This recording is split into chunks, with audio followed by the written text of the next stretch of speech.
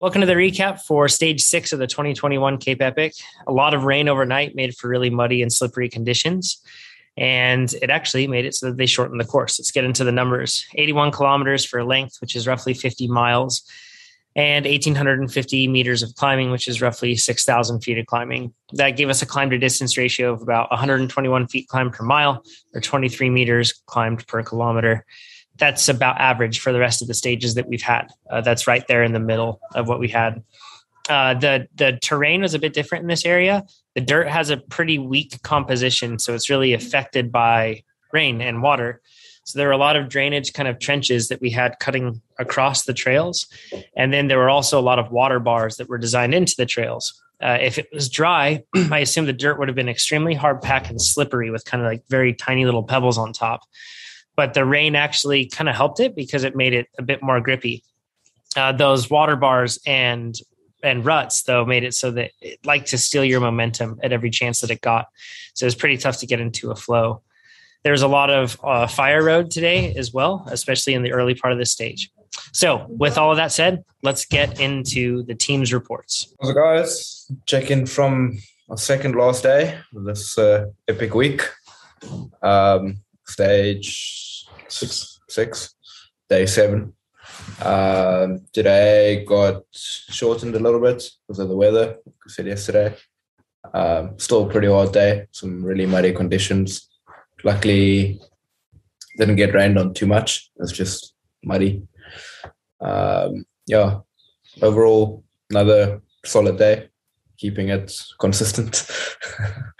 And we finished 15th and still in 18th place in GC, probably where we'll stay. I think we need like 12 minutes or something to move up.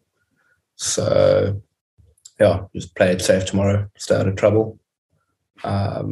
Overall, today I could really feel that it was day 7 of a really hard race. So I can definitely feel I'm tired. Everything hurts. But overall, I think we rode a solid ride, solid day. The stage was shortened due to pretty intense rain last night, which, to be honest, was a welcome because it would not have been nice to ride in heavy rain. So the stage was shortened and start time was changed to an hour later to hopefully miss the rain, which we pretty much did, but the trails obviously didn't. It was cold, a lot of mud, so I didn't enjoy either of those. I don't do well with the cold. But like Rousseau said, we pretty much kept it consistent and just did what we could. We could both feel the past week of riding. I've got a bit of a sinus issue. Hopefully it's not bad. Hopefully I get to the finish tomorrow.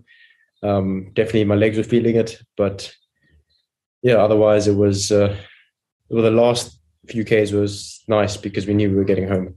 But other than that, we were just stoked to cross the line. I wasn't feeling great this morning, like I said. So I was happy to get over it. And now I'm feeling a bit better. Tomorrow's the last stage, the finale. I don't actually remember what they call it. Hopefully tomorrow we can give you some feedback from the finish line and say that we've done Cape Epic. Like Rousseau said, with GC and everything, we pretty much still in the same place, and hopefully we don't move up, hopefully we move up, but not down. And so far it's been a good ride by both of us. We couldn't really enjoy the trails today because of all the mud. I feel sorry for anyone riding the trails later this week because they are pretty destroyed after 600 riders have gone through there. But tomorrow is, I think, 65 Ks. Shortest day, but still a fair amount of elevation. I think Rousseau's ridden some of the routes. No, it's quite a punchy day at least. So I'm looking forward to that. I guess I'm just going to manage my sinus and get to the finish line. I think the worst is done. It's just kind of autopilot home, stay out of trouble. Finish this thing. We're really close. So it's been a really good week, and I think a very good first epic experience. Did what we could. Some things happened. We handled it, managed it. And just taking it as it comes. But really an honor and a privilege to have been able to do this week. Stage 6 today. Originally, this was kind of like we were already going to be over the hump, like mentally speaking, because stage 5 was so hard. But it wasn't that way. Weather had a totally different plan. Hey, Brandon? Yes. It rained so much last night. Like it was hard to sleep. It was so loud. It was pretty crazy. Yeah.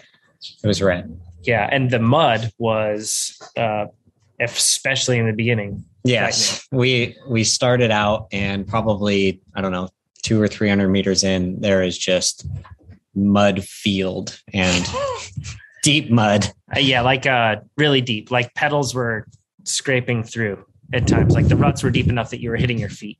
Yeah. At that point, we were kind of thinking, oh, this is going to be like a 6-hour day. Great. That sounds amazing. Fortunately, it wasn't. Well, amazing for you. Brandon was like, I'm going to get to run instead of ride. So Brandon was very excited. Exactly. But it didn't end up being that way all the way through, actually. It was way better than I had feared it would be. Yeah. It cleared up quite a bit. Yeah. It was the hardest day for me so far. Yesterday was really hard. But today, like, I think that we got 700 meters in and the group just started rolling away. Like there were already people, because we're in the A group and it goes all the way to like H or something. But there were people behind me in the A group. But that front group that we've been going with every day, I just couldn't hold. And it was at that point, like 700 meters in, that I suddenly had to start like bargaining with myself, and like just a bit more. Just get over that next rise, just do that. And so I did that for 81 kilometers today. And like, I'm pretty emotionally and mentally spent after that battle. It was really, really hard. I was completely exhausted and yeah, so it was really hard. Extremely. It took a lot, like that probably took a year off my life today. So that was really, but we have one day left. So and we didn't crash today, which was a really good thing. Like, no crashes. I was pretty blown away at that because it was my first time riding in mud, but I actually quite enjoyed it. It's actually probably the one time while mountain biking that everyone else has to slip and slide around just as much as me. So I took a lot of comfort in that. So that was you were ripping today, and your gaps were big enough on the climbs to me today. And then your descending was so good that I couldn't really close it down that much. There were a few times where I was worried that we might get beyond the 2-minute point as far as, because you can't be more than 2 minutes apart. But man, it was a really hard one. So a couple things though. Let's talk the good karma, not good karma situation. So when we were in this final. It wasn't a not final climb. Sorry. One of the climbs in the latter portion of the race. Yeah. There was a team that we had ridden with and gotten to talk to a little bit. They were off their bikes because one of them had a dead Axis battery. And at first, when they told me that, I just kind of let them go up the road and went, "Oh, well, sorry about that." Yeah. But then my conscience started to get to me, and I caught up to them and I gave them my Axis battery and thought that, hey, well, this is going to be good karma by giving them my Axis battery. Mm-hmm. Shortly after that, I sliced my sidewall on a little river crossing. So, not even your sidewall. It was right at the bead. Which for those of you that don't know, that's like the worst spot to get a puncture because they usually don't seal. It's too much pressure and stress right in that spot. So sealant definitely doesn't work. And even tire plugs usually struggle to work, relatively speaking, there. So when I saw that it was there, I was a little worried that we were going to have to tube it, which would have taken a lot of time. Yep. But the Stan's Dart helped. Yeah, we were able to limp it on in. And pro tip on that, by the way, because Stan's Darts have these like little like feather things that come off of them. We actually like tucked those underneath in between the bead of the rim and the tire, and I think that kind of helped it probably hold better. Yeah, it kind of gave it a buffer in between the rim and that, so then the rim and that pressure didn't constantly reopen it. Yeah, sorry, that's all right. Yeah. So I guess I'll be capitalizing or cashing in on that good karma tomorrow. Yes. That's bound to happen. Yeah. So one more day. We're almost there. What an incredible race. Hi guys, another stage done. This morning I thought we were in stage 5 and I'm like, oh, I am so tired. Today was good. It was really rainy as we were warming up. I started with a rain jacket, which I quickly realized I did not need. And I definitely had it like tucked in my belly for the first, I'd say 45K or whatever it was until A2. And then I was able to stop and put it in my back and my little camelback. So that was good. The sun felt really good when he came out. When we started the stage, the first half kilometer was like super, super sloppy. Bikes were going everywhere. And I was like, okay, if this is what the whole day is going to be, is really important that I get to the front and not have my lines be messed up by people's inability to ride the lines that they want to. So I actually made it to the front pretty quick, and I was setting pace the majority of the time, which was kind of funny because I think a lot of the guys had a good laugh that a chick was leading the whole pack, but whatever. I just wanted to do my own pace and, I'd stay safe. I think that's the really big part when you're starting with so many people, is that yes, your draft might be so much better on the back, but your chances of missing splits or having a mechanical or having someone crash in front of you goes up substantially. So yeah, next day there's 2 lonely leopards. One was Gert, and the other one, it was former World Tour pro.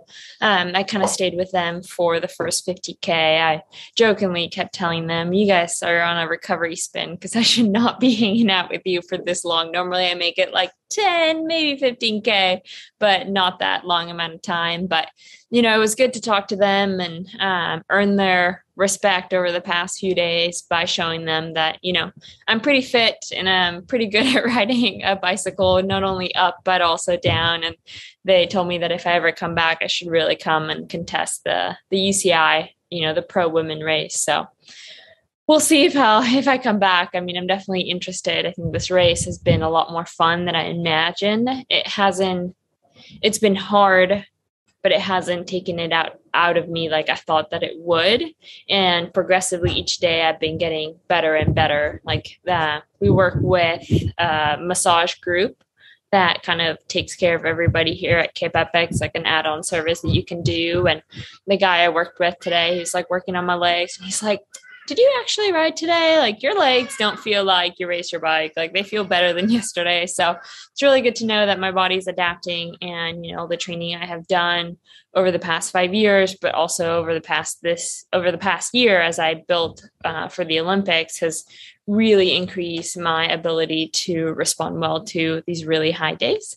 And I did once again set the fastest women time. I think it was like by a minute or something like that. So that was really cool to see. And, obviously we're racing a different race. Like, they don't get to draft off the men. I get to draft off of, anybody I'm around except the women. And then when it comes to, the course, like, I do have a lot of traffic, and the elite women do not have really any traffic. So it's, some stages it plays into their advantage, other stages it plays into mine, but I'm always happy to go ride my bike fast and race it good. And yeah, I really enjoyed the stage. I think the conditions were really good, and I can't believe we're already at 1 day to go. So right now I have to kind of pack everything this evening because tomorrow is a point-to-point transfer on the bike. So we will not be returning to Wellington, and the place we've been at, it's been amazing. So 1 more day to go, friends.